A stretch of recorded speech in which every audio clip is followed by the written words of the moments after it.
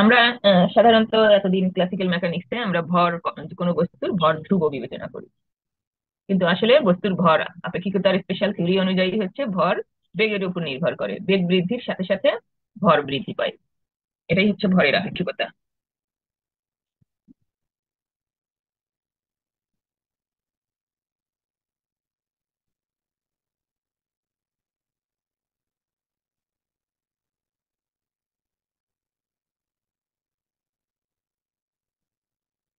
অনুযায়ী কোনো বস্তুর ভর তার বেগ বৃদ্ধির সাথে বৃদ্ধি পায়।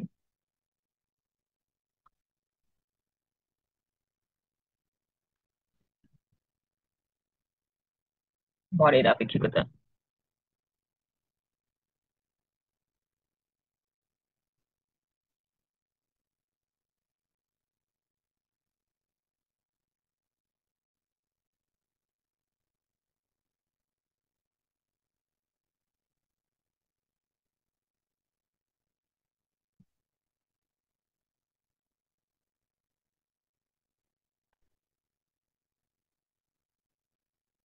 এটা এস প্রাইম ফ্রেম, এটা ভি বেগে চলছে।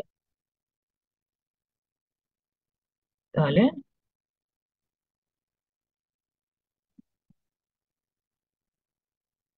এস ফ্রেমের সাপেক্ষে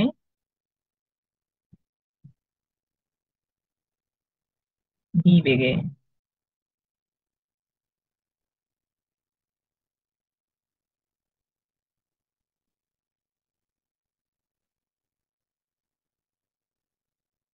এখন তোমার এস প্রাইম কাঠামোতে দুইটা বস্তু আছে। একটা বস্তুর ভর হচ্ছে, আচ্ছা, এম 1, এটাকে আমরা 1 দিয়ে লিখলাম। বস্তু, 1 নম্বর বস্তু, তার ভর এম 1, বেগ ইউ 1, এইভাবে 1 নম্বর বস্তুর সব ধর্মের সাথে 1 সাফিক্স আমরা ব্যবহার করব। সে সাপোজ ইউ বেগে ইউ বেগে প্লাস এক্স অক্ষের দিকে যাচ্ছে। আর 2 নম্বর বস্তু, সে মাইনাস ইউ বেগে এদিকে আসছে।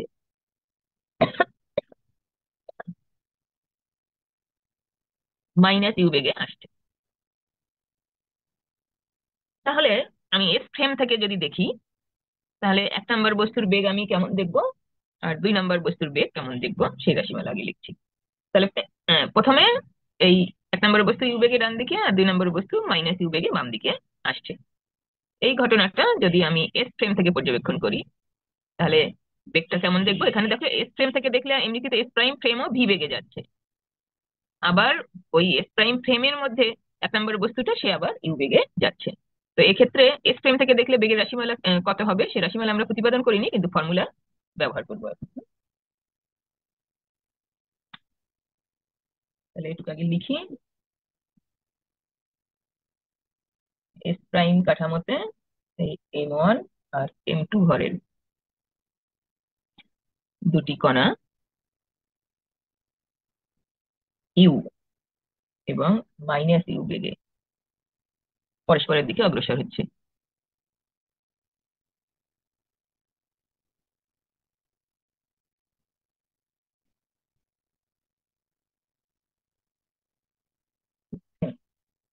এস কাঠামো থেকে দেখলে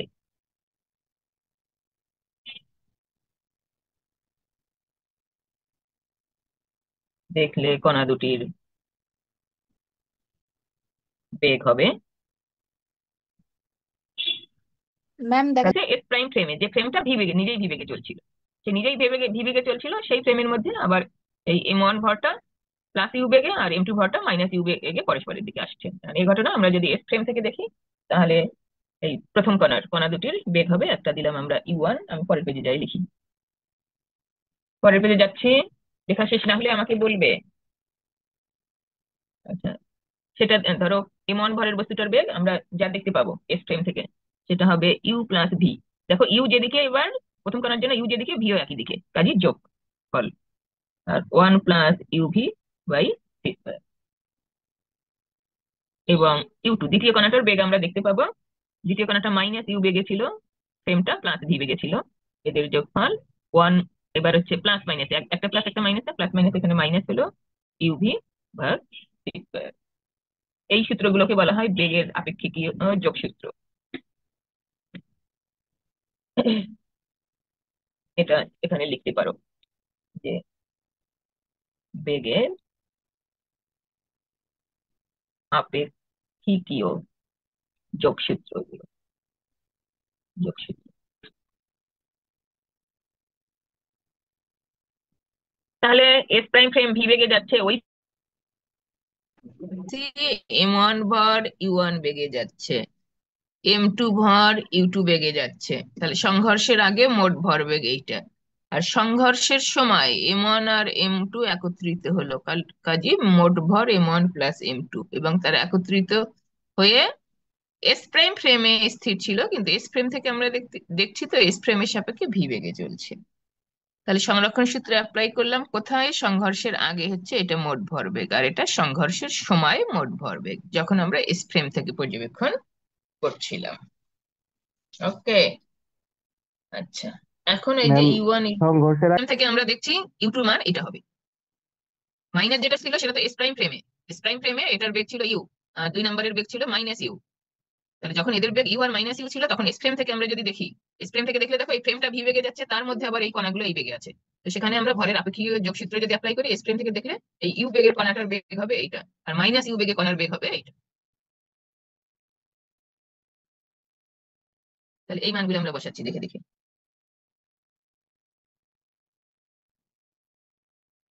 এই যেটা বসাচ্ছি,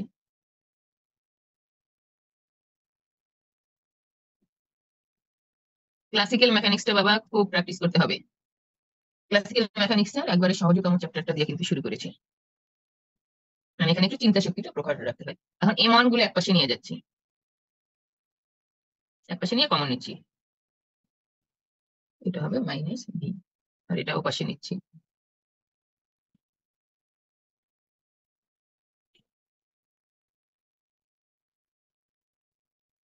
এবার লসাগু করবো আমরা।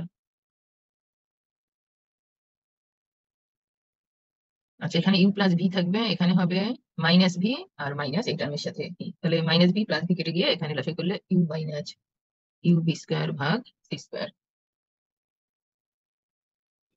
এখানে লসাগু করো সি স্কোয়ার, এখানেও তাহলে ভি, এটা ভি ছিল। হুম, এই মাইনাসে মাইনাসে ইউটা প্লাস হবে, এটা প্লাস ভি, এই ভিটা মাইনাস ভি আছে, তাহলে এখানেও ভি কেটে যাবে।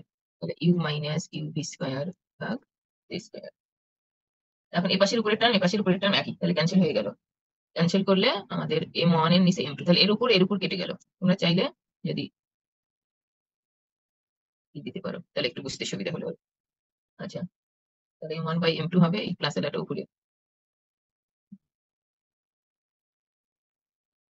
By C square.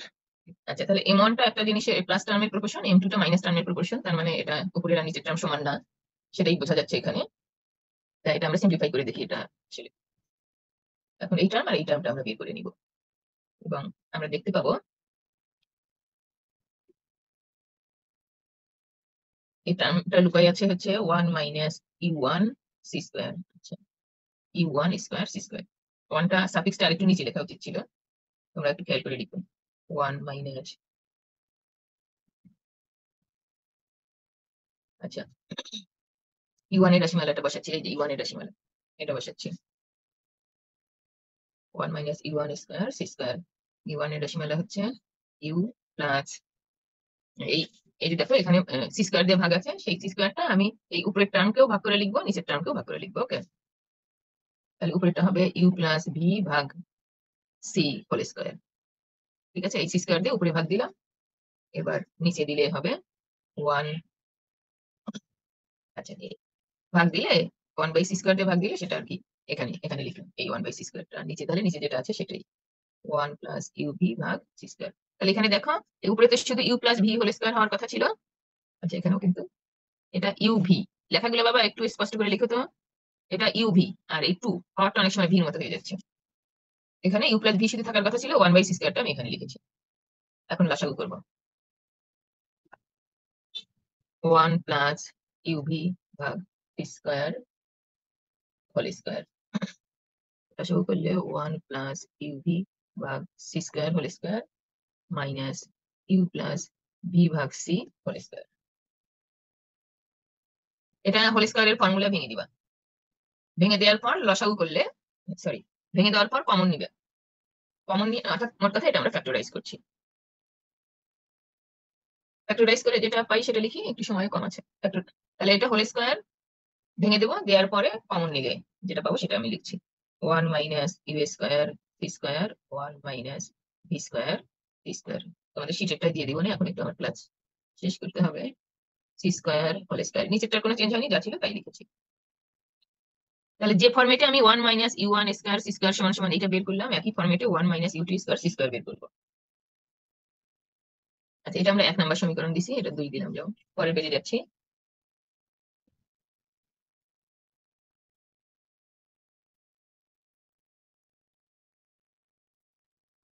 অনুরূপ ভাবে আমরা 1 - ইউ2 স্কোয়ার সি স্কোয়ার যদি বের করি, 1 - u square C square 1 - v square C square, উপরের টার্ম একই থাকবে, নিচেরটাই খালি চেঞ্জ হবে।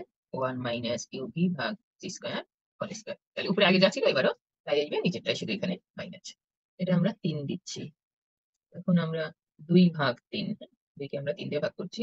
1 - ইউ1 স্কোয়ার সি স্কোয়ার 1 - ইউ2 স্কোয়ার সি স্কোয়ার সমান সমান, তাহলে এটা যেহেতু 1 বাই আছে, উল্টে এটাই উপরে চলে যাবে। 1 - ইউ ভি ভাগ C square whole square 1 + u V ভাগ সি স্কোয়ার হোল স্কোয়ার। আমার এখন 1 নং সমীকরণে এই টার্মটা রুট ছাড়া ছিল, তাহলে এই পাশে আমরা রুট নিচ্ছি।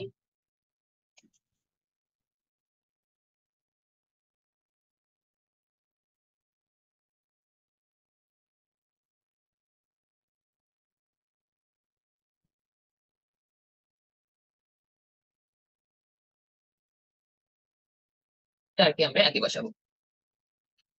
এক ছিল m1/m2 সমান সমান হচ্ছে 1 - এই,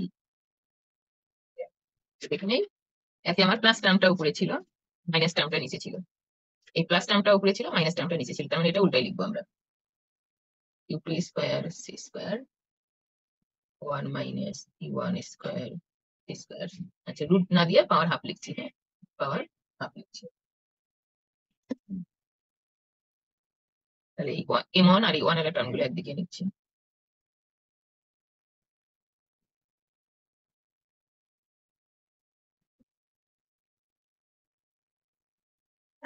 তাহলে এই দেখো, এই 1 এর টার্ম গুলো যে ফরম্যাটের আছে, 2 এর টার্মও একই ফরম্যাটের। তার মানে 1 এর জন্য যে টার্মে এই সংশ্লিষ্ট রাশিমালার মান যা হবে, 2 এর জন্য সংশ্লিষ্ট রাশিমালার মান একই, অর্থাৎ ধ্রুবক হবে।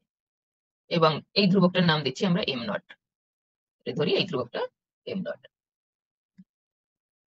কাজে আমরা লিখতে পাচ্ছি m1 সমান m0 1 - ইউ1 স্কোয়ার সি স্কোয়ার। এই সমীকরণটাকে সাধারণভাবে ভি বেগে গতিশীল কণার জন্য, তাহলে আমরা এস ফ্রেম থেকে দেখছিলাম, এস ফ্রেম থেকে ইউ1 বেগে যে কণাটা চলছিল তার জন্য ভর হবে এটা। এখন আমরা সাধারণভাবে যদি বলি যে একটা কণা ভি বেগে গতিশীল আছে, তার ভর এম হবে m0 1 - v square C square. ভরের আপেক্ষিকতার সমীকরণ।